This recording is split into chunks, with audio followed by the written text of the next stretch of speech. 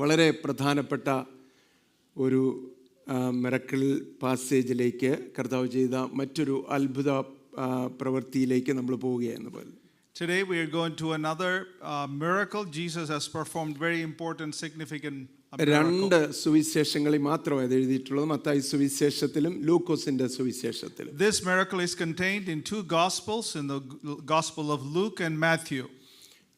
അത് രണ്ടും വായിച്ചെങ്കിൽ മാത്രമേ അതിൻ്റെ വ്യത്യാസങ്ങളും അതിൻ്റെ പൂർണ്ണ രൂപം നമുക്ക് കിട്ടത്തുള്ളൂ. If you don't read both of it, you don't get a big picture or the whole picture of this miracle. അതുകൊണ്ട് ഞാൻ മത്തായിയിൽ നിന്ന് വായിക്കാൻ പോവുക, സാം ലൂക്കോസിൽ നിന്ന് വായിക്കാൻ പോവുക.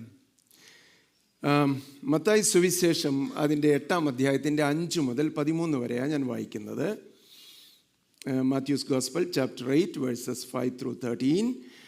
അവൻ കഫർന്നഹൂമിൽ എത്തിയപ്പോൾ ഒരു ശതാധിപൻ വന്ന് അവനോട്, കർത്താവേ, എൻ്റെ ബാല്യക്കാരൻ പക്ഷവാതം പിടിച്ച് കഠിനമായി വേദനപ്പെട്ട് വീട്ടിൽ കിടക്കുന്നുവെന്ന് അപേക്ഷിച്ച് പറഞ്ഞു. അവനോട്, ഞാൻ വന്ന് അവനെ സൗഖ്യമാക്കുമെന്ന് പറഞ്ഞു. അതിന് ശതാധിപൻ, കർത്താവേ, നീ എൻ്റെ പുരയ്ക്കകത്ത് വരുവാൻ ഞാൻ യോഗ്യനല്ല. ഒരു വാക്ക് മാത്രം കൽപ്പിച്ചാൽ എൻ്റെ ബാല്യക്കാരന് സൗഖ്യം വരും. ഞാനും അധികാരത്തിന് കീഴിലുള്ള മനുഷ്യനാകുന്നു. എൻ്റെ കീഴിൽ പടയാളികളുണ്ട്. ഞാൻ ഒരുവനോട് പോകുക എന്ന് പറഞ്ഞാൽ പോകുന്നു, മറ്റൊരുത്തനോട് വരിക എന്ന് പറഞ്ഞാൽ വരുന്നു, എൻ്റെ ദാസനോട് ഇത് ചെയ്യുക എന്ന് പറഞ്ഞാൽ അവൻ ചെയ്യുന്നു എന്ന് ഉത്തരം പറഞ്ഞു. അത് കേട്ടിട്ട് യേശു അതിശയിച്ചു. പെൻ ചെല്ലുന്നവരോട് പറഞ്ഞത്, ഇസ്രയേലിൽ കൂടെ ഇത്ര വലിയ വിശ്വാസം കണ്ടിട്ടില്ല എന്ന് ഞാൻ സത്യമായിട്ട് നിങ്ങളോട് പറയുന്നു. കിഴക്ക് നിന്നും പടിഞ്ഞാറ് നിന്നും അനേകർ വന്ന് അബ്രഹാമിനോടും ഇസഹാക്കിനോടും യാക്കോബിനോടും കൂടെ സ്വർഗരാജ്യത്തിൽ പന്തിക്ക് ഇരിക്കും. Luke's Gospel, chapter 7, verses 1 through 10. When Jesus had finished saying all this, in the hearing of the people, he entered Capernaum. There a centurion, servant whose master valued highly, was sick and about to die. The centurion heard of Jesus and sent some elders of the Jews to him, asking him to come and heal his servant. When they came to Jesus, they pleaded earnestly with him, "This man deserves to have you do this because he loves our nation and built our synagogues." So Jesus went with them. He was not far from the house when the centurion sent friends to say to him, "Lord, don't trouble yourself, for I do not deserve you to come under my roof. That is why I did not even consider myself worthy to come to you. But say the word, and my servant will be healed.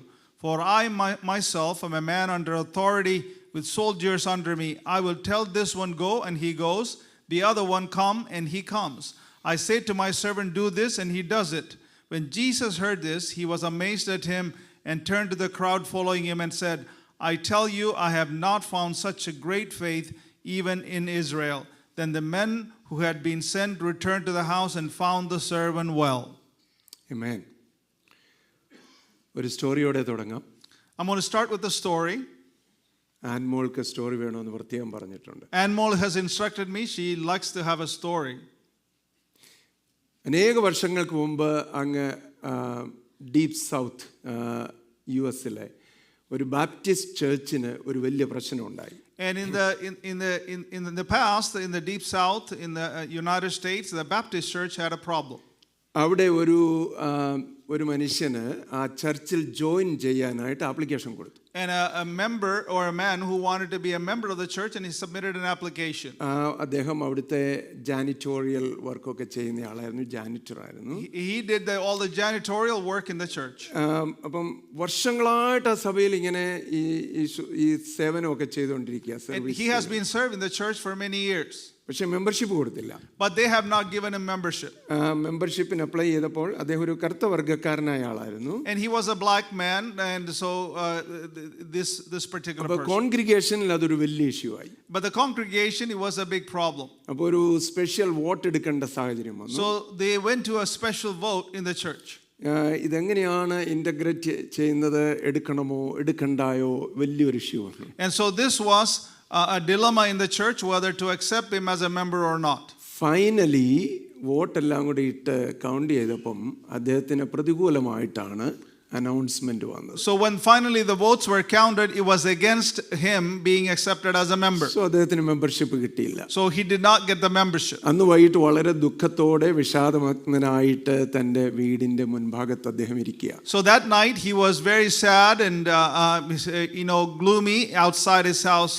അദ്ദേഹം കർത്താവിനോട് പ്രാർത്ഥിച്ചപ്പോൾ പറഞ്ഞു, കർത്താവേ, എന്നാലും എനിക്ക് ആ മനുഷ്യരെ മനസ്സിലാകുന്നില്ല, സഭയെക്കുറിച്ച് ഒന്നും മനസ്സിലാകുന്നില്ല. And he told the Lord his heart and said, Lord, I don't understand this. I don't understand the church. ഞാൻ അവരുടെ സഭയിലൊന്ന് ചേരാനായിട്ട് ഒത്തിരി ശ്രമിച്ചു.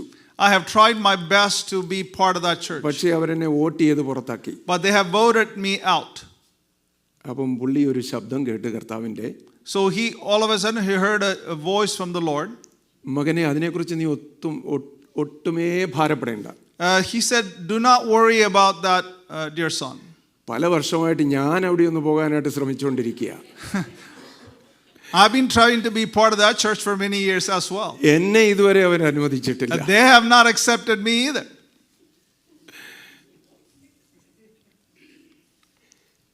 ഇതൊരു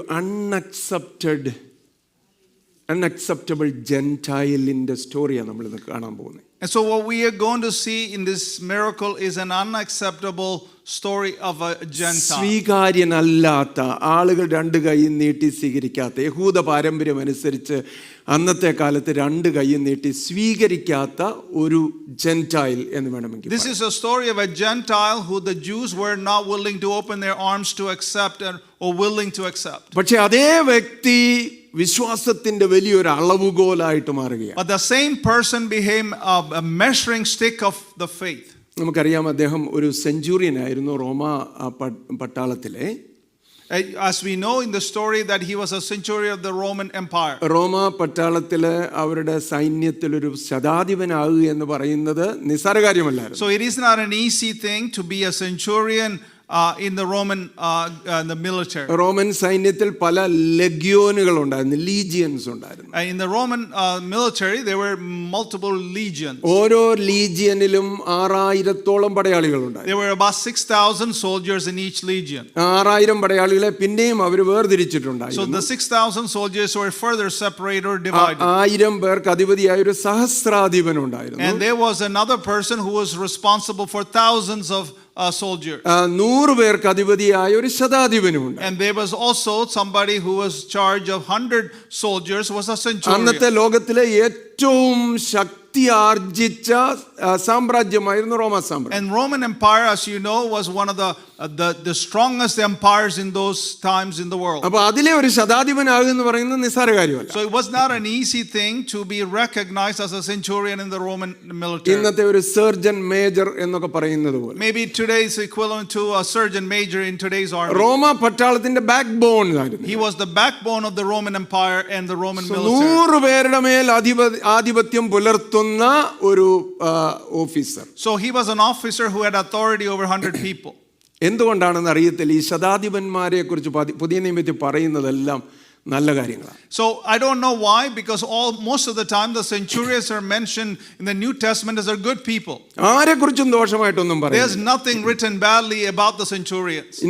യേശുവിന്റെ ക്രൂശ് മരണത്തിന് സാക്ഷ്യം വഹിച്ച ശതാധിപൻ അവനെക്കുറിച്ച് തുറന്നു പ്രസ്താവിക്കുക, നിശ്ചയമായും ഇവൻ ദൈവത്തിന്റെ പുത്രനായിരുന്നു. The centurion who witnessed the death of Jesus says, truly this man is a great man. പത്രോസിനെ വിളിച്ചു വരുത്തി പ്രസംഗിപ്പിക്കുവാൻ തക്കവണ്ണം ദൈവം തന്നെ ദർശനം നൽകി ആവശ്യപ്പെട്ട കൊർന്നേലിയോസ് ശതാധിപനായിരുന്നു. We see Cornelius was a centurion who would get this vision to invite Peter to come to his house and preach. പൗലോസ് ഒരു റോമ പൗരനാണെന്ന് കണ്ടുപിടിച്ച് അവനുണ്ടാകാമായിരുന്ന പ്രശ്നത്തിൽ നിന്ന് അവനെ വിടുവിച്ചത് ഒരു ശതാധിപനെ, റോമ ശതാധിപൻ. And there was another centurion who helped Paul out of the trouble he was in. പൗലോസിനെ യെരൂശലേമിൽ നിന്ന് കൈസരിയയിലേക്കുള്ള യാത്രാമധ്യേ കൊല്ലുവാനായിട്ട് ആളുകൾ പതിയിരിപ്പുണ്ടെന്ന് സഹസ്രാധിപനെ അറിയിച്ചത് ഒരു ശതാധിപനായിരുന്നു. And there was another man who the centurion is the one informed a person who was over 1,000 people that Paul was in trouble on his way from Jerusalem. പൗലോസിന്റെ ന്യായവിസ്താരങ്ങളുടെ മധ്യേ കാക്കുവാൻ ഏൽപ്പിച്ച് നന്നായിട്ട് അവനെ ട്രീറ്റ് ചെയ്യണമെന്ന് പറഞ്ഞത് ഒരു ശതാധിപനോടായിരുന്നു, ഫേലിക്സ് പറഞ്ഞു. A centurion was given the authority by Felix the governor to take care of take care of Paul while he was in trial. പൗലോസിന്റെ യാത്രയിൽ അവനോട് കൂടിയിരുന്ന അവന് വേണ്ടി എല്ലാ സൗകര്യങ്ങളും ഒത്താശയും കപ്പലിൽ ചെയ്തു കൊടുത്തത് ഒരു ശതാധിപനായി. We see a centurion was also in charge of Paul as he was traveling in the sea on the ship. ഞാൻ അല്പം ബാക്ക്ഗ്രൗണ്ട് പറഞ്ഞതേ ഉള്ളൂ. I just gave you some background of all the ശതാധിപന്മാരെ കുറിച്ച് നിങ്ങൾക്ക് നല്ലൊരു ഇംപ്രഷൻ ഉണ്ടാകട്ടെ. So I want you to have a good impression of the centurion. കാരണം നമ്മൾ പുതിയ നിയമത്തിൽ വായിക്കുന്നിടത്ത് എല്ലാ ശതാധിപന്മാരെ കുറിച്ച് നല്ല കാര്യങ്ങൾ കാണും. So always we see centurions were mentioned in good light in the New Testament. ഇനി ഇവിടെ ഇത് എവിടെയാ നടന്ന ഈ സ്റ്റോറി എന്ന് നമുക്കറിയാം. So we understand where this story was happened. കഫർനഹൂം എന്ന് പറയുന്ന സ്ഥലത്ത് വെച്ചാണ്. And this happened in the place called Capernaum. ഈ യേശു കർത്താവ് ചെയ്ത അത്ഭുതങ്ങളിൽ നല്ലൊരു പങ്ക് ഏറിയ പങ്ക് നടന്ന കഫർനഹൂമിലായിരുന്നു. Many of the miracles Jesus performed happened in Capernaum. യേശു ചെയ്ത അത്ഭുതങ്ങളിൽ ലിസ്റ്റ് ചെയ്യപ്പെട്ടിട്ടുള്ള 33 അത്ഭുതങ്ങൾ. There were the list of the miracles Jesus performed. There are 33 of them. Listed അല്ലാത്ത ഒരുപാട് അത്ഭുതങ്ങൾ There are ഉണ്ടായിരുന്നു. many other miracles he performed that are listed in the scripture. അപ്പോസ്തലൻ യോഹന്നാൻ പറയുന്ന അവയെല്ലാം കൂടി എഴുതി വെച്ചാൽ എഴുതിയ പുസ്തകം ഈ ലോകത്തിൽ തന്നെ കൊള്ളത്തില്ലെന്ന്. Apostle John says if we contain all the miracles Jesus performed, it will not contain in a book. അതൊരു എക്സാജറേഷൻ ആയിരിക്കാം. ഹൈപ്പർബോൾ സ്റ്റേറ്റ്മെന്റ്സ് ഉണ്ട് ദൈവവചനത്തിലും. എന്ന് പറഞ്ഞാൽ എക്സാജറേഷൻ ഫോർ ഇഫക്റ്റീവ്നെസ് എന്ന് അതിന് പറയുന്നത്. And there may be might be a hyperbole that John used that, but it is to make a statement. എന്ന് പറഞ്ഞാൽ കർത്താവ് ഞാൻ പറഞ്ഞ എൻ്റെ താല്പര്യം യേശു ചെയ്ത് ഒരുപാട് അത്ഭുതങ്ങളുണ്ട്. So the meaning of what I meant is that Jesus has performed many miracles that is not എന്നാൽ recorded യേശു in the ചെയ്ത scripture. വിശേഷാൽ ലിസ്റ്റ് ചെയ്യപ്പെട്ടിട്ടുള്ള 33 അത്ഭുതങ്ങളിൽ 1/3 നടന്നത് ഈ സ്ഥലത്താണ്. So 1/3 of the 33 of the miracles that are recorded in the scripture happened in Capernaum. അപ്പം കഫർനഹൂമിലുള്ളവർ എത്ര So അനുഗ്രഹിക്കപ്പെട്ടവർ how അല്ലേ? blessed the people who are in Capernaum. ഇതുപോലെ അത്ഭുതങ്ങൾ കണ്ട ഒരു സ്ഥലം. And there is no other place who has seen God's miracle working. യേശുവിന്റെ പഠിപ്പിക്കലുകളിൽ ഏറിയ പങ്ക് നടന്ന കഫർനഹൂമിലാണ്. And most of his teachings of Jesus happened in Capernaum. യേശു ഒരുപാട് ഭൂതങ്ങളെ പുറത്താക്കിയത് And കഫർനഹൂമിലാണ്. he had cast out many demons that in Capernaum. ഇതൊക്കെ ലേക്ക് ലാൻഡിലാണ് നടന്നതെങ്കിലോ What if it's happened in Lakeland? എല്ലാവരും നമ്മളെ പുകഴ്ത്തും അല്ലേ? And all people will say we are blessed or oh fortunate. ഇതുപോലെ യേശു കർത്താവ് അത്ഭുതങ്ങൾ ചെയ്ത ഒരു സ്ഥലം വേറെ ഉണ്ടോ എന്ന് There is പറഞ്ഞു. no other place like Lakeland where Jesus has performed all these miracles. പക്ഷേ ഈ കഫർനഹൂമിൽ അതുകൊണ്ട് അടിസ്ഥാനപരമായ മാറ്റങ്ങൾ വളരെ കുറച്ചാണ് ഉണ്ടായത്. But regardless of all those things, there was no foundational changes in Capernaum. അതുകൊണ്ട് തന്നെ യേശു തുറന്ന് ശാസിക്കുന്നുണ്ട് കഫർനഹൂമിൽ. So Jesus openly scolding the people in Capernaum. ബെത്സയിദയും കൊരസീനെയും ഒക്കെ ശാസിക്കുന്നതിനോടൊപ്പം കഫർനഹൂമിനെ ശാസിക്കുന്നുണ്ട്. So as he's scolding Bethsaida and Chorazin, he's also scolding Capernaum. കർത്താവ് പറയാ നീയോ കഫർനഹൂമേ സ്വർഗ്ഗത്തോളം നീ ഉയർന്നിരിക്കുമോ അല്ല പാതാളം വരെ താണു പോകും. And Jesus is saying that you will not be up to heaven, Capernaum, but you will go to the Hades. ഒത്തിരി അത്ഭുതങ്ങൾ കണ്ടവർ ഒരുപാട് ഉപദേശങ്ങൾ കേട്ടവര് യേശു തന്നെ നേരിട്ട് പഠിപ്പിച്ചവരെ കുറിച്ച് യേശു കർത്താവ് പറയാണ് നീയോ കഫർനഹൂമേ സ്വർഗ്ഗത്തോളം നീ ഉയർന്നിരിക്കുമോ ഇല്ല നീ പാതാളം വരെ താണു പോകും. The same people who have heard Jesus speaking and seen all the miracles, he's saying that you will not be lifted up to heaven, but you will go down to Hades. എന്താ കാരണം? What is the reason? നിന്നിൽ നടന്ന വീര്യപ്രവർത്തികൾ സോരിലും സീദോനിലും നടന്നിരുന്നുവെങ്കിൽ അവർ പണ്ട് തന്നെ രട്ടിലും വെണ്ണീരിലും ഇരുന്ന് അവരുടെ പാപങ്ങളെ കുറിച്ച് അനുതപിക്കുമായിരുന്നു. If the things that happened among you would happen in these other places, they would have repented and come back to me. Hallelujah. Amen. നമ്മളെ കുറിച്ച് അങ്ങനെ വല്ലതും പറയാനിടയാവൂ? Will it be said of us just like that? ഇത്രയും വചനം കേട്ടവര്, all the people who have heard all this word, ഒരുപാട് ദൈവപ്രവൃത്തി കണ്ടവര്, seen the hand of God working among us. നമ്മൾ വിശ്വാസത്തിൽ വന്നപ്പോൾ മുതൽ നമ്മുടെ വിശ്വാസ ജീവിത യാത്രയിൽ എത്ര അത്ഭുതങ്ങൾ കണ്ടു, എത്ര സന്ദർശനങ്ങൾ ദൈവം നമുക്ക് നൽകി. From the day we started the faith journey to this point, how many things God has worked, and you've seen the hand of God in your life. എന്നാൽ ഇപ്പോഴും പലപ്പോഴും മനം തിരിഞ്ഞിട്ടില്ല. മാർക്കറ്റും കമന്റ് പറഞ്ഞും നമ്മൾ ഇങ്ങനെ പോവുകയാണ്. But even now we are still making comments or grading people. No true transformation has happened. എന്നാൽ അവിടെ നടന്ന എക്സെപ്ഷണൽ ആയിട്ടുള്ള ഒരു കാര്യം അവിടെ എഴുതിയിരിക്കുന്നു. But here we see an exceptional thing that happening there. ഇവിടെ മത്തായിയുടെ സുവിശേഷവും ലൂക്കോസിന്റെ സുവിശേഷവും നിങ്ങളുടെ മുമ്പിൽ വായിച്ചു. We have read both gospels in front of you. അത് തമ്മിൽ അല്പം വ്യത്യാസമുള്ളതുപോലെ നമുക്ക് തോന്നും. You will see that there may be some minor changes there. എന്നാൽ അതിന്റെ വ്യത്യാസങ്ങളിലേക്കെല്ലാം പോകാൻ ഞാൻ സമയം എടുക്കുന്നില്ല. I don't want to take the time to talk about all the differences. മത്തായിയുടെ അക്കൗണ്ട് അവിടെ പറയുന്ന ഭാഗം എന്ന് പറയുന്നത് ഒരു summarised അക്കൗണ്ടാണ്. Matthew gave a very concise account. എന്നാൽ ലൂക്കോസ് നൽകുന്ന ഒരു ലോജിക്കൽ ആയിട്ടുള്ള വളരെ ഡീറ്റെയിൽഡ് ആയിട്ട് നമുക്ക് തരുന്ന ഒരു അക്കൗണ്ടാണ്. But Luke we see that he gives us more of a detail in that account. Mathai വാസ്തവത്തിൽ എഴുതുന്ന യഹൂദന്മാരെ തന്റെ മനസ്സിൽ വെച്ചുകൊണ്ടാണ്. So Matthew was writing with the Jewish people in mind. അപ്പോൾ ഒരു ജൂയിഷ് പ്രൈഡ് ഉണ്ട്. And Matthew had a Jewish pride. Not Matthew, but യഹൂദന്മാർക്കൊരു അവരുടേതായ പ്രൈഡ് ഉണ്ട്. Jews themselves had a pride about who they are. എന്തായിരുന്നു അവരുടെ pride? So what was their pride? ഞങ്ങൾ അബ്രഹാമിന്റെ സന്തതികൾ. We are the descendants of Abraham. ഞങ്ങൾ ആർക്കും അടിമകളായിട്ട് ദാസന്മാരായിട്ടിരുന്നില്ല. We will not serve anybody as servants. ഞങ്ങൾക്ക് Abraham പിതാവായിട്ടുണ്ട്. We have Abraham as our father. അപ്പോൾ അവരുടെ ഇടയിൽ ഉണ്ടായിരുന്ന വിശ്വാസം ആരെങ്കിലും പെട്ടുപിഴച്ചു പോലും നരകത്തിലോട്ട് പോകാൻ വന്നാൽ, so their belief was even if somebody is who is bound to go to hell, അവിടെ അബ്രഹാം പിതാവ് വാതിൽക്ക് നിൽപ്പുണ്ട്. Abraham is at the door. അപ്പോൾ അബ്രഹാം അവന്റെ കൈക്ക് പിടിച്ച്, and Abraham will hold their hand. മകനെ നീ യഹൂദനല്ലേ, you are because you are a Jew, നീ നരകത്തിൽ പോകത്തില്ലെന്ന് പറഞ്ഞ് അവനെ സ്വർഗ്ഗത്തിലാക്കും. and you will not go to hell, and Abraham will send them back to heaven. എന്ന് പറഞ്ഞാൽ അവർ ഗർവത്തോടെ പറയുമായിരുന്നു, അബ്രഹാം ഞങ്ങൾക്ക് പിതാവായിട്ടുണ്ട്. With great pride they say, regardless of what they do, Abraham is our father. അതുകൊണ്ട് എന്തെല്ലാം ഞങ്ങൾ ചെയ്താലും എങ്ങനെയെല്ലാം ജീവിച്ചാലും അബ്രഹാം ഞങ്ങൾക്ക് പിതാവായിട്ടുണ്ട്. Regardless of what we do, how we live, Abraham is our father. അതുകൊണ്ട് കർത്താവ് പല പ്രാവശ്യം പറഞ്ഞു, അബ്രഹാം നിങ്ങൾക്ക് പിതാവായിട്ടുണ്ടെന്ന് പറയരുത്. So that's why Jesus many times said, don't say Abraham is your father. അബ്രഹാമിന് കല്ലുകളിൽ നിന്ന് മക്കളെ ഉളവാക്കാൻ ദൈവത്തിന് കഴിയും. And God is able to bring children for Abraham from these stones. അതുകൊണ്ട് തന്നെ മത്തായി സുവിശേഷത്തിൽ എഴുതിയിട്ടുണ്ട്, കിഴക്ക് നിന്നും പടിഞ്ഞാറ് നിന്നും തെക്ക് നിന്നും വടക്ക് നിന്നും അനേകർ വന്ന് ദൈവരാജ്യത്തെ പന്തിയിൽ. That is why in the Matthew's gospel we see that many from the east and the west and the south and the north will come into the kingdom of നിങ്ങൾ God. ഓർക്കരുത് നിങ്ങൾ മാത്രമേ ദൈവരാജ്യത്തിൽ ഉണ്ടാകൂ എന്ന് ചിന്തിക്കരുത്. Don't think you are the only ones going to be in the kingdom of God. എല്ലാ ദിശകളിൽ നിന്നും എല്ലാ തലമുറയിൽ നിന്നുള്ള ആളുകൾ ദൈവരാജ്യത്തിൽ വന്ന് പന്തിക്കിരിക്കും. From every direction, from every generation, from every tribe, people will come in the kingdom of God. അതാരാ എഴുതുന്നത്? Who is writing that? Mathai എഴുതുക, Matthew is writing that. എന്ന് പറഞ്ഞാൽ ജൂയിഷ് പ്രൈഡിനെ ഒന്ന് ഹംബിൾ ചെയ്തുകൊണ്ട് ഒന്ന് അവരെ അതില്ലാതെ ആക്കിക്കൊണ്ട് മത്തായി ഇവിടെ എഴുതുന്നു. So here Matthew is writing, pricking the Jewish pride and writing that. Surprisingly Lukose എഴുതുമ്പോൾ അത് ടോട്ടലി അവോയ്ഡ് ചെയ്തിരിക്കുക. But when Luke is writing that, he completely avoid that part.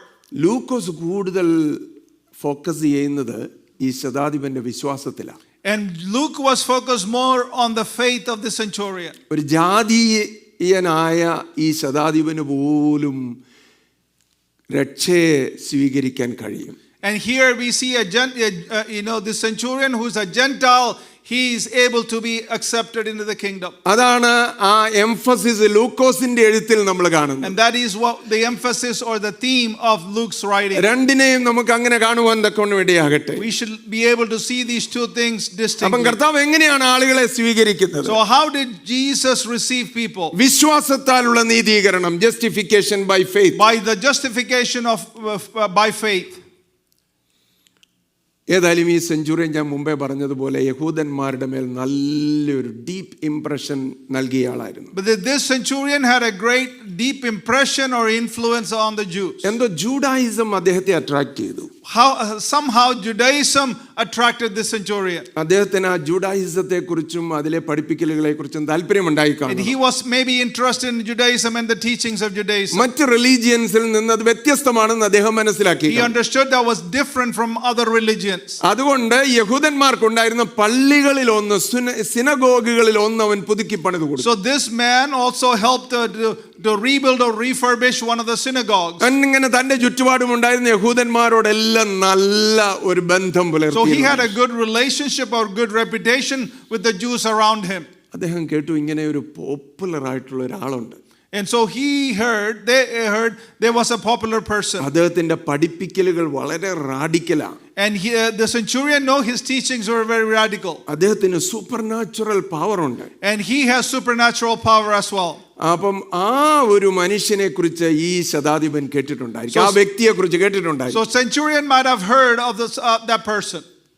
അപ്പോഴാണ് അവന്റെ ഭവനത്തിൽ ഒരു വലിയ ഒരു പ്രശ്നമുണ്ടാകും. And that is when the centurion had a serious problem in his home. തനിക്ക് പ്രിയനായ ദാസന്മാരിൽ ഒരുവൻ മരിക്കത്തക്ക രോഗം പിടിച്ച് കിടക്കുകയാണ്. One of his favorite slaves were dying of a sickness. അത് തന്നെ അവന്റെ രോഗത്തെക്കുറിച്ചും രണ്ടുപേരും പറയുന്ന വ്യത്യസ്തമായിട്ടാണ്. But regarding sickness also both writers say different things. Mathai പറയുന്നു അവന് പാൽസി തളർവാദം പിടിച്ച് പക്ഷവാദം പിടിച്ച് കിടപ്പിലാണ്, ഗുരുതരമായ വേദന, വല്ലാത്ത വേദനയിലാണ്. Matthew says he had palsy or he was not able to move.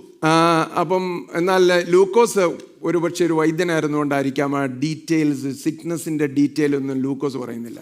Maybe Luke was a doctor, that is why he doesn't go into the details of what the sickness was. കാരണം ഒരു confidence കീപ്പിംഗിന്റെ form ഒക്കെ sign ചെയ്തിട്ടുണ്ടായിരുന്നായിരിക്കും Lukose. Maybe because of the confidentiality in the medical field. അതുകൊണ്ട് ലൂക്കോസ് അതൊന്നും തീർത്ത് പറയുന്നില്ല. So because of those violations, Luke doesn't go into the details. ലൂക്കോസ് ആകെ പറയുന്ന മരിക്കത്തക്ക രോഗം പിടിച്ച് കിടപ്പിലാണ്. And all he's saying is that this man was almost to the death. അങ്ങനെയുള്ള ആവശ്യമായിട്ട് വരുന്ന ഒരാള്. And so there is a man just like that. പ്രധാനപ്പെട്ട ചില കാര്യങ്ങൾ ഈ വ്യക്തിയുടെ ജീവിതത്തിൽ കാണാനുണ്ട്. എനിക്കറിയാം എനിക്കിന്നത് കംപ്ലീറ്റ് ചെയ്യാൻ പറ്റത്തില്ല. I know I'm not able to complete this thought today. ഒന്നോ രണ്ടോ കാര്യങ്ങൾ പറഞ്ഞ് ഇന്ന് നമ്മൾ ഈ വാക്കുകൾ അവസാനിപ്പിക്കും. I want to say a few things and conclude today. Noble traits ഈ സെഞ്ചുറിയനിൽ നമ്മൾ കാണുന്നുണ്ട്. We see noble traits in this centurion. ഒന്നാമത് look at his care and concern for his servant.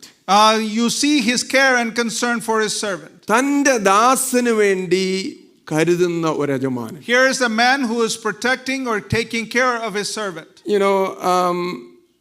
ബൈബിളിൽ 41 സങ്കീർത്തനത്തിന്റെ 1 വാക്യം നമുക്കെല്ലാം കാണാപ്പാഠം അറിയാം. And Psalm 41 verse 1 we all have memorized. എളിയവനെ ആദരിക്കുന്നവൻ ഭാഗ്യവാൻ, അനർത്ഥ ദിവസത്തിൽ യഹോവ അവനെ കടാക്ഷിക്കും, ദൈവം അവനെ കടാക്ഷിക്കും. And those who take care of the humble in the time of trouble, and God will take care of them. പറയാൻ എളുപ്പമാണ്, പക്ഷേ ഏറ്റവും നമുക്ക് ബുദ്ധിമുട്ടുള്ള കാര്യമാണ്. But it is something easy to say, but it is difficult to practice. എളിയവരെ ആദരിക്കാൻ വലിയ ബുദ്ധിമുട്ടാണ്. Those who honor the humble. പക്ഷേ അങ്ങനെയുള്ളവർ ഭാഗ്യവാന്മാരാണെന്ന് ദൈവത്തിന്റെ വചനം പറയും. But they say they are blessed, the word of God says. യാക്കോബ് അപ്പോസ്തലൻ പറഞ്ഞു, നിന്റെ പള്ളിയിൽ ഒരുവൻ പൊന്മോതിരം ഇട്ടും വിലയേറിയ വസ്ത്രം അണിഞ്ഞൊക്കെ വരുമ്പോൾ നീ അവനോട് പറയുക, ഇവിടെ വന്ന് എന്റെ അടുത്തിരിക്കുക. Apostle James says if somebody comes with precious clothes and have a golden ring, you would invite him to the front. എന്നാൽ ഒരു പാവപ്പെട്ടവൻ വന്ന് അവന് വിലയേറിയ വസ്ത്രങ്ങളോ ധാടിമോടികളോ ഒന്നും കാണിക്കാനില്ല, അപ്പൊ അവനോട് പറയും നീ അപ്പുറേ മാറി പാദപീഠത്തിൽ ഇരുന്നോളാൻ പറയും. And so somebody poor comes who doesn't have all the rich clothing, he will say sit there on the floor. ഇത് പഴയ നിയമത്തിലും ഉണ്ടായിരുന്നു, പുതിയ നിയമത്തിൽ പല സഭകളിലും പ്രാക്ടീസ് ചെയ്യപ്പെട്ടിട്ടുണ്ട്. This was practiced in the Old Testament as well as in the New Testament church. പലപ്പോഴും നമ്മുടെയൊക്കെ ഇടയിലും ഇതേ പ്രവണതകൾ കാണാറുണ്ട്. We see the same practices knowingly or unknowingly among us. എളിയവരെ ആദരിക്കാൻ അറിയാവുന്നവർ വളരെ ചുരുക്കമാണ്. There was only very few people who can honor those who are humble. ഞാൻ വിശ്വസിക്കുന്ന ദൈവത്തിന്റെ ഹൃദയം വേദനിക്കുന്നുണ്ടെന്ന്. I truly believe God's heart was grieving when that happened. യാക്കോബ് അപ്പോസ്തലൻ പറയുന്നത്, നിങ്ങൾ ദരിദ്രനെ അപമാനിച്ചിരിക്കെ ദൈവത്തെ അപമാനിക്കുക. When you are dishonoring the poor, James says that you're dishonoring God. വിശ്വാസികൾക്ക് പോലും ഇത് ഏറ്റെടുക്കാൻ പറ്റുന്നില്ല പലപ്പോഴും. Many times the believers we call ourselves, we are not able to accept this. യഹൂദന്മാർക്ക് ഇത് ഏറ്റെടുക്കാൻ പറ്റിയില്ല. The Jewish people were not able to accept this. പക്ഷേ ഇവിടെ ഒരു മനുഷ്യൻ, But here is one man. തന്റെ ദാസന്റെ ഒരു ആവശ്യമായിട്ട് വരിക. Here is a man who is coming with the need of his servant. ലൂക്കോസ് ഉപയോഗിച്ചിരിക്കുന്ന പദം അവിടെ ദാസൻ എന്ന പദത്തിന്റെ സ്ലേവ് എന്നാണ് അത് വാസ്തവത്തിൽ ഉപയോഗിച്ചിരിക്കുന്നത്. Luke has written the servant as representing him as a slave. ഒരു അടിമയാണ്. He was a slave. ഒരു സ്ലേവ് എന്ന് പറഞ്ഞാൽ അന്നത്തെ കാലത്ത് എനിക്ക് ആ സ്ലേവിനോട് എന്ത് വേണേലും ചെയ്യാം. And a slave in those days, it's somebody you could do anything to. എനിക്ക് അവനെ കൊല്ലാം, തല്ലാം, മിസ്ട്രീറ്റ് ചെയ്യാം, അവന് അവകാശങ്ങളൊന്നും കൊടുക്കാതിരിക്കാം, അവനെ എങ്ങനെ വേണമെങ്കിലും എനിക്ക് ട്രീറ്റ് They ചെയ്യാം. could beat him and don't give him all the things that they deserve. They could kill him, do whatever you want. ആരും ചോദിക്കാനുണ്ടാവുകയില്ല. Nobody should be able to question വെറും them. ഒരു ടൂള് പോലെ, ഒരു living tool പോലെ അവനെ കാണുന്ന റോമ ലേഖന ചരിത്രകാരന്മാർ പറയും. Just like a living object, they didn't have any rights and anything could be done to them. ഇവൻ അവനെ ആദരിക്കേണ്ട ആവശ്യമേ ഇല്ല. This man Humanly speaking, this man had no need to respect this person. ഇവിടെ എഴുതിയിരിക്കുന്നത് എന്തുവാ? But what is written here? അവന് പ്രിയനായ ഒരു ദാസൻ. As somebody who was dear to him, it says. ഈ സ്ലേവിനെ മറ്റുള്ളവരൊക്കെ ആണെങ്കിൽ അടിമയായിട്ട് ട്രീറ്റ് ചെയ്യേണ്ടവനെ ആത്മാർത്ഥമായി സ്നേഹിച്ച, പ്രിയനായ, സ്നേഹിച്ച ഒരു centurion. Here we see a centurion when others treat their slaves different way. Here somebody he's treating as his own dear. അവന് വേണ്ടി എന്തും ചെയ്യുവാൻ ഒരുക്കമുള്ള ഒരു ശതാധിപൻ. He was willing to do whatever it takes for him. അവനെ വീട്ടിൽ നിന്ന് പുറത്താക്കാം വേണമെങ്കിൽ. He could have been kicked him out of the house. സാധാരണ ആനിമൽസും ഇങ്ങനെയുള്ള സ്ലേവ്സും അത് രോഗികളാകുമ്പോൾ, ആരോഗ്യം നഷ്ടപ്പെടുമ്പോൾ, ഇനിയും എനിക്ക് ഉപയോഗമില്ലാതെ വന്നാൽ എനിക്ക് അതിനെ ഒന്നുകിൽ നശിപ്പിക്കാം അല്ലെങ്കിൽ വീടിന് പുറത്താക്കാം. And normally when an animal or a slave is no more useful, they are either kicked out or destroyed. പക്ഷേ ഇവൻ അതൊന്നും അല്ല ചെയ്യുന്നത്. But that's not what we see here. എന്തൊരു വലിയ എക്സാമ്പിളായി മനുഷ്യനെന്നറിയാവോ? What a great example he's setting. അനേകർ പല കാര്യവും ചോദിച്ചുകൊണ്ട് വന്നിട്ടുണ്ട്. Many people have asked many things. എൻ്റെ മകളെ സൗഖ്യമാക്കണമെന്ന് പറഞ്ഞ് ജൈറോസ് വന്നു. Jairus, as we see that he came to Jesus to heal his daughter. മകനെ സൗഖ്യമാക്കണമെന്ന് പറഞ്ഞ് രാജഭൃത്യൻ വന്നു. And there was another person who came says, I want you to heal my son. തന്നെ സൗഖ്യമാക്കണമെന്ന് പറഞ്ഞ് വന്നു ഒരുപാട് പേരുണ്ട്. There were many people who came to Jesus to heal themselves. പക്ഷേ ഈ മനുഷ്യൻ ആർക്ക് വേണ്ടിയാ വരുന്നത്? But this man comes for somebody else. മകന് വേണ്ടിയല്ല, മകൾക്ക് വേണ്ടിയല്ല, സ്വയത്തിന് വേണ്ടിയല്ല, എൻ്റെ ദാസനെ സൗഖ്യമാക്കി. Not for his daughter or his son or his own need, he brought a need of his servant. The value of a suffering person. ഒരു വേദനയിൽ കൂടെ കടന്നു പോകുന്ന ഒരാളിന്റെ മൂല്യം. ഈ യജമാനന്റെ മനസ്സിൽ ഒരു പിറ്റി ഉണ്ടായി. This master had pity. എൻ്റെ പ്രിയപ്പെട്ടവരെ, നമുക്കെല്ലാം ആ പിറ്റി ഉണ്ടാകണം. Dear brothers and sisters, we should have that pity towards others. ഒരു മനസ്സലിവ്, സ്ട്രഗിൾ ചെയ്യുന്ന, പ്രയാസങ്ങളിലുള്ള, അശരണരായ, മർദ്ദിതരായ, ചൂഷിതരായ, സൈഡ് ലൈൻ ചെയ്യപ്പെട്ട ആളുകളെ പ്രതിയുള്ള ഒരു ഭാരം. We should have a burden towards people who are sidelines, who are not, nobody is out there to help, who are vulnerable. We should have compassion towards those ദൈവത്തിന്റെ people. രൂപത്തിൽ, സദൃശ്യത്തിൽ സൃഷ്ടിക്കപ്പെട്ടവരാ. Those people are also created in the image of our God. അവരെ കാണുവാനും അവരോട് നമ്മുടെ സഹതാപം അറിയിക്കാനും അവർക്ക് വേണ്ടി ചെയ്യേണ്ടത് ചെയ്യാനും നമുക്ക് കഴിയണം. We should be willing to see them and take care of them and meet their needs. അപ്പോൾ ഒന്നാമത്തെ കാര്യം, തൻ്റെ ദാസനോട് സഹതാപം കാണിക്കുന്ന ഒരു യജമാനൻ. Here we see a master who is showing compassion towards his servant. നമ്മൾ എളിയവരോട് എത്ര സഹതാപം കാണിക്കുന്നുണ്ട്? How much compassion do we show to others who are poor? പൗലോസ് പറയും, നിങ്ങൾ എളിയവരോട് സഹതാപം കാണിക്കുക മാത്രമല്ല ചെയ്തത്, ഞാൻ തടവിലായിരുന്നപ്പം എന്നെക്കുറിച്ച് നിങ്ങൾ ചിന്തിക്കുകയും കരുതുകയും ചെയ്തു. And Paul says in his writings that you not only consider those poor, but when I was imprisoned, you also thought about me. നമ്മുടെ മനസ്സിലും അങ്ങനെയുള്ളൊരു കൺസേൺ നിറയട്ടെ. Let our hearts also be full of compassion towards others. നമുക്കെല്ലാം തന്ന് ദൈവം അനുഗ്രഹിച്ചിട്ടുണ്ടെന്ന് പറയുമ്പോഴും, When we say that God has blessed us with everything, ഒന്നുമില്ലാത്ത ഒരുപാട് പേര് നമ്മുടെ ചുറ്റുപാടുമുണ്ട് എന്ന് നമ്മുടെ ഓർമ്മയിലുണ്ടാകും. we should always be mindful that there are many people around us who lack a lot of things that we have. രണ്ടാമത് ഒറ്റ കാര്യം കൂടി, look at the humility of this centurion. And the second thing is look at the humility of this centurion. ഇതുപോലെ താഴ്മ പ്രദർശിപ്പിച്ച അല്ലെങ്കിൽ കാണുന്ന വേറൊരു മനുഷ്യനില്ല. We don't see a man who has such a humility, an authoritative person. അവൻ പറയുന്ന, കർത്താവേ, നിന്റെ അടുക്കൽ വരാൻ ഞാൻ യോഗ്യനല്ല. And he says, Lord, I am not worthy to come near you. നീ എൻ്റെ പുരയ്ക്കകത്ത് വരാൻ ഞാൻ യോഗ്യനല്ല. I am also not worthy for you to enter my home. അവന് ഈ യേശുവിനെ സമീപിക്കുമ്പോൾ അവന്റെ അയോഗ്യത മാത്രം അവന്റെ മനസ്സിലുള്ളൂ. When he comes to Jesus, he only looks at what he is lacking and his inabilities. ലൂക്കോസിന്റെ സുവിശേഷത്തിൽ അവന്റെ അയോഗ്യതയെക്കുറിച്ച് അവൻ ഏറ്റുപറയുന്നു, കൂടുതൽ വ്യക്തമായിട്ട് കാണിക്കുന്നു. And in Luke's gospel, Luke writes about his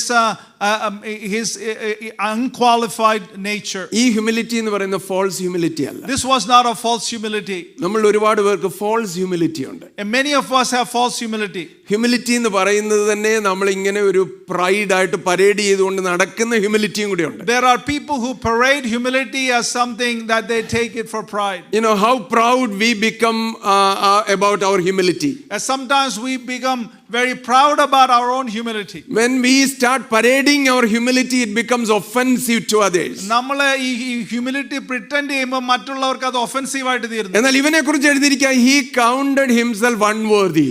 But this man is regarding him saying that he was not worthy to be counted as humble. നമ്മൾക്ക് എത്ര ധൈര്യത്തോടെയാ വരുന്നത് അല്ലേ? Many times we come to the presence of God with pride and boldness. എത്ര ഗർവത്തോടെയാ ദൈവസന്നിധിയോടെ. And many times we approach the throne of grace with pride. നമ്മൾ ചെയ്തിട്ടുള്ള കാര്യങ്ങൾ ഓർത്ത് പുകഴ്ചയോടെയാ വരുന്നത്. Many times we talk about what we have done, accomplished for the Lord. നമ്മുടെ അറിവും നമ്മുടെ പരിചയങ്ങളും എല്ലാം പറഞ്ഞ് പ്രകീർത്തിച്ചാ നമ്മൾ അടുത്ത് വരുന്നത്. Many times we talk about our knowledge and our acquaintance with others. ഏലിയാവ് പറഞ്ഞതുപോലെയാ. Just like Elijah said. ഞാൻ ഒറ്റയാൾ മാത്രമേ ഉള്ളൂ കർത്താവേ നിനക്ക് വേണ്ടി. Elijah said, I am the only one left, Lord. മറ്റുള്ളവരെല്ലാം പോയി.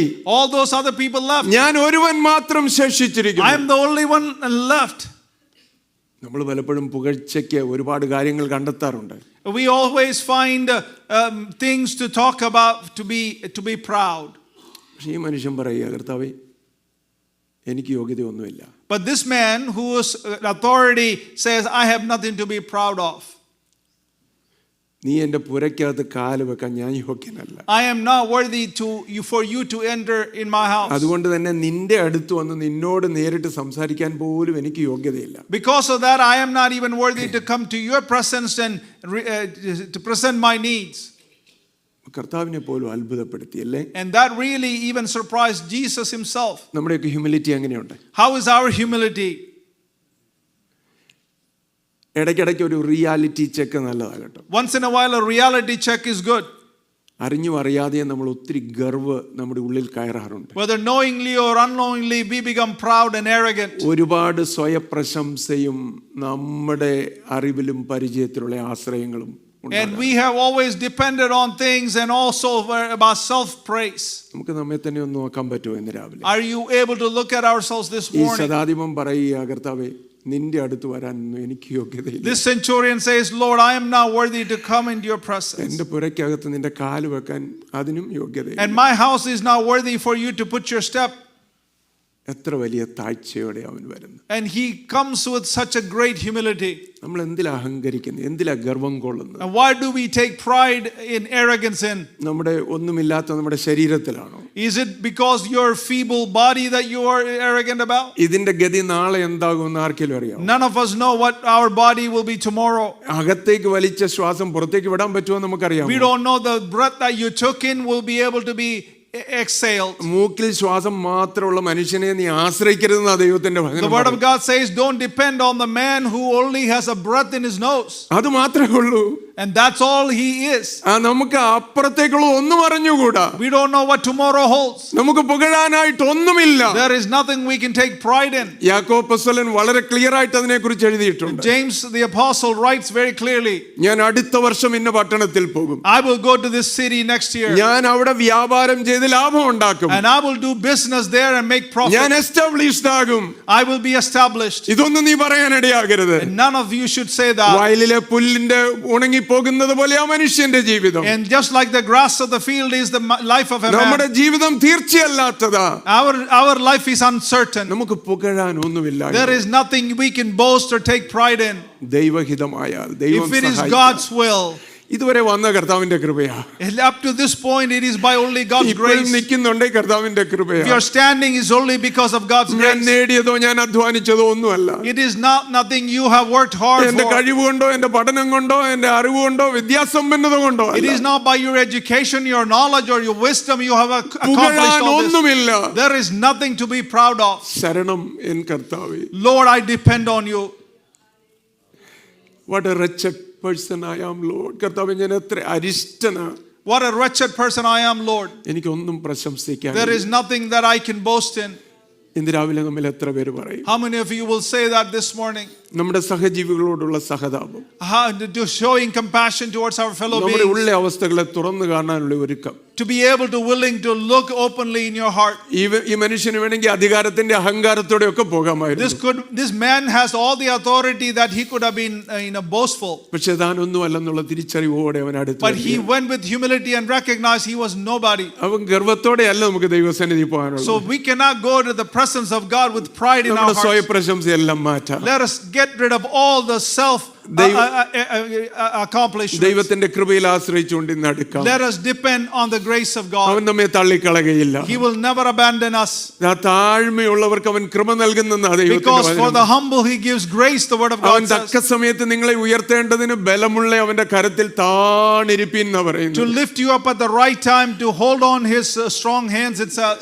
ദാനിയേലിനെ കുറിച്ച് പറഞ്ഞവൻ തന്നെ തന്നെ താഴ്ത്തേണ്ടതിന് മനസ്സ് വെച്ച് ആദ്യ ദിവസം ആലോചന വന്നു. And regarding Daniel, it says the moment he decided to humble himself, God gave him the word. ഇന്ന് രാവിലെ തന്നെ തന്നെ താഴ്ത്തുവാൻ ആര് മനസ്സ് വെക്കുന്നു? How many of you will willing to bring you down to the knees of Jesus? നമ്മുടെ ഒന്നുമില്ലായ്മ തിരിച്ചറിഞ്ഞ കർത്താവിനോട് പ്രാർത്ഥിക്കുന്നു. If you are praying, understand your nothingness, and God will answer your prayer. ഞാൻ അയോഗ്യനാ കർത്താവേ. Lord, I am not worthy. എനിക്ക് പുകഴാൻ ഒന്നുമില്ല. There is nothing that I can boast in. കരുണ കാണിക്കണമേ എന്നുള്ള പ്രാർത്ഥനയോടെ And if നമുക്ക് you say, Lord, have mercy on me, നമുക്ക് ദൈവത്തോടെ പ്രാർത്ഥിക്കാം. let us pray to the Lord. അവൻ ധാരാളമായി കൃപ നമുക്ക് നൽകും. And he will give us abundant grace. താഴ്മയുള്ളവരെ കടാക്ഷിക്കുന്നവനാ നമ്മൾ. He is the one who looks upon the humble. നമ്മെ തന്നെ താഴ്ത്തിയിട്ടുള്ളപ്പോൾ എപ്പോഴേലും അവൻ നമ്മെ കൈവടിഞ്ഞിട്ടുണ്ടോ? Has he ever rejected you when you humbled yourself? നമ്മൾ പുകഴ്ചയ്ക്ക് സമയമെടുത്തപ്പോഴും ഗർവം കാണിച്ചപ്പോഴും ഒരുപക്ഷേ ദൈവം നോക്കിയിട്ടില്ല. When you were boasting and when you were arrogant, that he would not show himself to you. പക്ഷെ താഴ്മയോടെ ഇരുന്ന് കരഞ്ഞപ്പം, when you humbled yourself and cried out to the Lord, അവനോട് അടുത്തപ്പോൾ, as you came closer to him, അവൻ കരുണ കാണിച്ചിട്ടുണ്ട് ഓരോ പ്രാവശ്യം. every time I know he has shown mercy to you. കാരണം ദൈവത്തിന്റെ വചനം സത്യവാ. Because the word of God is true. താഴ്മയുള്ളവർക്ക് അവൻ കൃപ നൽകുന്ന ദൈവം. He gives grace to the humble. അവൻ നമ്മെ തള്ളിക്കളകയില്ല. He will never reject you. നമുക്ക് പ്രാർത്ഥിക്കാം ഇന്ന് പകൽക്കാലം. Let us pray this morning. Our heavenly Father, we thank you. Thank you for the word that was spoken to us, Lord. This centurion, he could have been an arrogant person, Lord, coming with the need or sending somebody, say, I am such a person. But that's not what he did, Lord. That he has set a great example, even though he was a Gentile, Lord. He had set a great example. Amen. That he humbled himself. He said, I am not worthy for your presence, Lord. I'm not worthy for you to come into my house. Lord, teach us to be humble in our actions, to the needs of the people. Help us to be open, our eyes open to the needs of the people around us, Lord. Help us to show humility in every action that we have. Yes. And that's what you have shown with your own life on this earth, Lord. You were lowered yourself to be a servant to wash the feet of your disciples, Lord. Every action we see from you, you humbled yourself, Lord. And help us to have that humility in us, oh God. As we go from this place, not only in this place, as we go, help us to be the gospel others see. Help us to be the gospel others watch, oh God. Yes. Father, thank you for those who are listening to us online and in this place, oh God. Continue to speak to them through this word, oh God. Amen. Thank you for enabling your servant to bring the word this morning. We give you all the praises. We give you all the glory and honor, Lord. In Jesus Christ's precious name we pray. Amen. Amen.